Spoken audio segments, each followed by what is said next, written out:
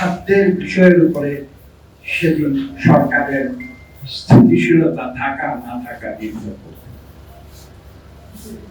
সেই খাদ্য রাজনীতির বিষয়টি এত তিনি সেদিন সংসদে একটি কথা বলেছিলেন যে দেশের মানুষকে বাঁচিয়ে রাখতে হলে প্রয়োজনে দেশ বিক্রি করে মানুষকে খাওয়াতে হবে এবং এটা নিয়ে সারা দেশ চলতে হবে। আমি কথাটি নতুন করে আজকে এত বছর পরে আবার বলছি, এই কারণে করার প্রয়োজন আছে যে এই কথাটি যে সিম্বলিক অর্থ সেটা সেদিন বাংলাদেশের মাঝে।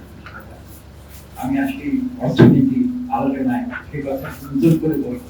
কথাটির যে মূল উদ্দেশ্য ছিল তিনি পরবর্তীতে সংসদেই আবার যখন নিয়ে প্রশ্ন উঠেছিল তাকে বারবার জবাবদিহি করতে হয়েছিল।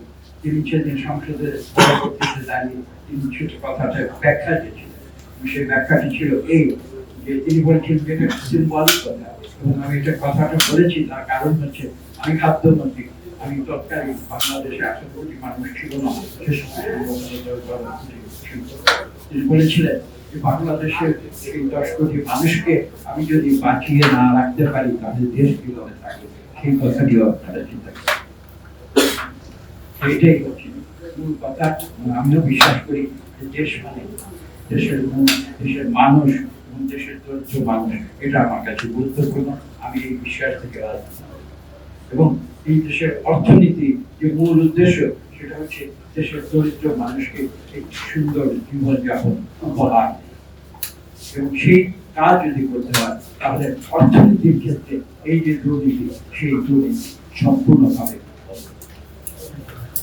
হ্যাঁ, ব্যাংক তো লাগবে, বীমা লাগবে, সেটা আমরা জানি, কিন্তু ব্যাংক আর বীমাকে যদি আমরা অপব্যবহার করে সেটা আমাদের দরিদ্র মানুষকে বঞ্চিত করার এবং লুটপাট করার অস্ত্র হিসেবে ব্যবহার করি, যেটা আমি করছি, তাহলে কিন্তু সেই অর্থনীতি কোনোদিন স্থির হয়ে পারে না।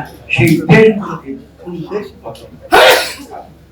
এই মূল বক্তব্য বলে আপনাদের সবাইকে ধন্যবাদ জানাই।